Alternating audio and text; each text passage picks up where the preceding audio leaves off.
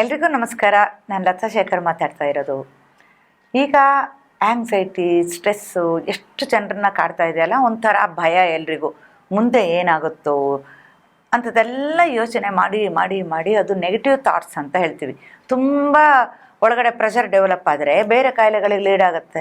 ಫಸ್ಟಿನ symptom ಅಂದರೆ ನಿದ್ದೆ ಬಿಡ್ತಾ ಹೋಗ್ತಾರೆ. ರಾತ್ರಿ ಮಲಗಿದಾಗ ಏನೇನೋ ಯೋಚನೆಗಳು ಬರ್ತಾ ಹೋಗುತ್ತೆ. ಸೊ ಇದಕ್ಕೆ ನೀವು ಪುಷ್ಟಿ ಕೊಟ್ಟು ಏನು ಮಾಡ್ತೀರಿ ಅಂದರೆ ಅದು ಜಪ ಆಗುತ್ತೆ. ಜಪ ಯಾಕೆ ಮಾಡೋದು ಹೇಳಿ? ಒಂದು ಓಂಕಾರ ಹೇಳ್ತೀವಿ ಅಥವಾ ಬೇರೆ ದೇವ್ರದ್ದು ನಾಮ ಜಪ ಮಾಡ್ತೀವಿ.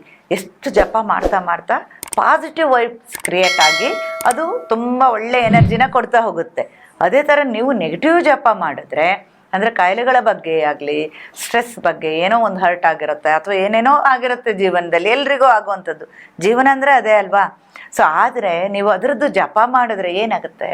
ಸೊ ಈ ಆ್ಯಂಗ್ಸೈಟಿ, ಸ್ಟ್ರೆಸ್ ಅಂತ ಡೆವಲಪ್ ಆಗ್ತಾ ಹೋದರೆ ಲಾಸ್ಟಲ್ಲಿ ಬೈಪೋಲಾರ್ ಅಂತೆ, ಆಮೇಲೆ ಸ್ಕಿಜೋಫ್ರೆನಿಯಾ ಅಂತೆ. ಅಂದರೆ ನಿಮಗೆ ಗೊತ್ತೇ ಇರೋದಿಲ್ಲ, ನಾನು ಎಲ್ಲಿದ್ದೀನಿ, ಏನಾಗ್ತಿದೆ, ನನಗೆ ಯಾವ್ದು ಸತ್ಯ ಯಾವ್ದು ಸುಳ್ಳು ಏನು ಗೊತ್ತಾಗೋದಿಲ್ಲ.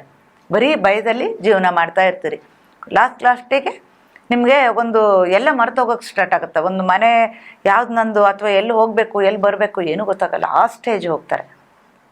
ನೀವು ಏಜ್ ಆದವ್ರನ್ನ ನೋಡಿರ್ಬೋದು, ಡೆಮೆನ್ಷಿಯಾ ಅಂತಾರೆ. ಅಂದರೆ ಅದು ತುಂಬ ಪ್ರಾಬ್ಲಮ್ ಆಗಿ ಎಲ್ಲ ಮರೆತು ಹೋಗುತ್ತೆ, ಏನೇನೋ ಬಿಹೇವ್ ಮಾಡ್ತಾರೆ.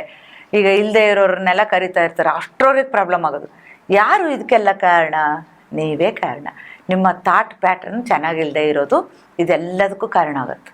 ಸೊ ಅದನ್ನು ಚೇಂಜ್ ಮಾಡ್ಕೋಬೇಕು ಅಂದಾಗ ನೀವು ಒಂದು ರಿಂಗಿಂಗ್ ಆಗ್ತಾ ಇರುತ್ತೆ ತಲೆಯಲ್ಲಿ. ಸೊ ನೆಗೆಟಿವ್ ಥಾಟ್ಸೇ ಬರ್ತಾ ಇರುತ್ತೆ. ಮುಂದೆ ಆ ಥರ ಆಗುತ್ತೆ, ಹೀಗಾಗುತ್ತೆ, ಹಾಗಾಗುತ್ತೆ ಅಂತ ಯೋಚನೆಗಳು ಬರ್ತಾ ಇರುತ್ತೆ. ಅಥವಾ ಹಿಂದೆ ಏನೋ ಆಗೋಗಿರುತ್ತೆ, ಹಿಂದೆ ಅದನ್ನು ನೆನೆಸ್ಕೊಳ್ಳೋದು ತಪ್ಪು, ಅದು ಡೆಡ್. ಅದರಿಂದ ಏನೂ ಯೂಸ್ ಇಲ್ಲ ಅಲ್ವಾ? ಅದು ಬಿಟ್ಟು ಹಾಕಬೇಕು. ನಾವೀಗ ಪ್ರೆಸೆಂಟಲ್ಲಿ ಏನಿರ್ತೀವಿ ಅದು ಮಾತ್ರ ಸತ್ಯ. ಮುಂದೆ ಏನಾಗುತ್ತೆ ಆ ಭಗವಂತನಿಗೆ ಬಿಟ್ಟಿದ್ದು. ಅದು ನೀವು ಯೋಚನೆ ಮಾಡಿ ಏನೂ ಪ್ರಯೋಜನ ಇಲ್ಲ. ಹಿಂದೆ ಆಗಿದ್ದನ್ನು ಯೋಚನೆ ಮಾಡಿ ಏನೂ ಪ್ರಯೋಜನ. ಈಗಿಂದು ಇವತ್ತಿಂದು ಇದನ್ನು ಮಾತ್ರ ಯೋಚನೆ ಮಾಡಬೇಕು ನೀವು. ಆ ಥರ ನೀವು ಚೇಂಜ್ ಮಾಡಿ ಸಂಕಲ್ಪ ಮಾಡ್ಕೊಳ್ಳಿ. ಇವತ್ತಿಂದ ನಾನು ಬೆಳಿಗ್ಗೆ 21 ಸಲ ಓಂಕಾರ ಹೇಳ್ತೀನಿ ಅಂತ ಹೇಳ್ತಾ ಬನ್ನಿ. ಯಾವ ಥರ ಪಾಸಿಟಿವ್ ವೈಬ್ಸ್ ಕ್ರಿಯೇಟ್ ಆಗುತ್ತೆ ಅನ್ನೋದನ್ನು ಬರಿತಾ ಬನ್ನಿ. ಆಗ ಮಾತ್ರ ನಿಮಗೆ ಗೊತ್ತಾಗೋದು. ಆ ಅರಿವು ಬರಬೇಕು ಅಂದರೆ ನೀವು ಬರಿಬೇಕು. ಬರೆದ್ಬಿಟ್ಟು ಮಾಡ್ತಾ ಹೋಗಿ, ತುಂಬ ಒಳ್ಳೆಯದಾಗ್ತಾ ಹೋಗುತ್ತೆ. ನಿಮ್ಮ ಜೀವನದಲ್ಲಿ ಚೇಂಜಸ್ ಕಾಣ್ತಾ ಹೋಗ್ತೀರಿ. ಆಗ ಈ ಸ್ಟ್ರೆಸ್ಸು, ಅದಕ್ಕೊಂದು ಮಾತ್ರೆಗಳು ಇದು ಯಾವುದೂ ಇರೋದಿಲ್ಲ. ಮುದ್ರಾಗಳಲ್ಲಿ ಚಿನ್ ಮುದ್ರನ ಜಾಸ್ತಿ ಹೊತ್ತು ಪ್ರಾಕ್ಟೀಸ್ ಮಾಡಿ. ಇದನ್ನು ನೀವು ಯಾವ ಥರ ಕೈ ಇಟ್ಕೊಂಡು, ಒಂದು ಕೈ ಮೇಲೆ ಒಂದಿಟ್ಟರೆ ಭೈರವಿ ಮುದ್ರಾ ಅಂತ ಹೇಳ್ತಾರೆ, ಆ ಥರ ಪ್ರಾಕ್ಟೀಸ್ ಆಗುತ್ತೆ. ಇಲ್ಲ ಅಂದರೆ ಇದೇ ಥರ ಇಟ್ಕೊಂಡ್ರು ಕೂಡ ಅದು ವರ್ಕ್ ಆಗುತ್ತೆ. ಅದು ಬ್ರೈನ್ ಫಂಕ್ಷನನ್ನು ಇಂಪ್ರೂವ್ ಮಾಡಲಿಕ್ಕೆ ಸಹಾಯ ಮಾಡುತ್ತೆ. ಸೊ ಇದೆಲ್ಲ ಮಾಡ್ಕೊಂಡು ಬಂದರೆ ಲಾಸ್ಟ್ವರೆಗೂ ನಿಮ್ಮ ಮೆಮೊರಿ ಚೆನ್ನಾಗಿರುತ್ತೆ. ಆ್ಯಂಗ್ಸೈಟಿ, ಸ್ಟ್ರೆಸ್ ಇದು ಯಾವುದೂ ಇರೋದಿಲ್ಲ. ನಿದ್ದೆ ಚೆನ್ನಾಗಿ ಬರುತ್ತೆ. ಇದೇ ಅಲ್ವಾ ಬೇಕಾಗಿರೋದು?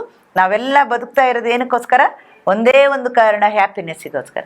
ಆ ಹ್ಯಾಪಿನೆಸ್ ಇಲ್ಲ ಅಂದರೆ ಜೀವನ ವೇಸ್ಟ್ ಆಗುತ್ತೆ. ಅದು ಬೇಕು ಅಂದರೆ ಇಂಥ ಮೆಥಡ್ಸ್ಗಳನ್ನು ಯೂಸ್ ಮಾಡ್ತಾ ಬನ್ನಿ. ಚೇಂಜಸ್ ಕಂಡಾಗ ಬರಿತಾ ಹೋಗಿ. ಆಗ ನಿಮ್ಗೆ ಇನ್ನೂ ಕಾನ್ಫಿಡೆನ್ಸ್ ಹೆಚ್ಚಾಗುತ್ತೆ.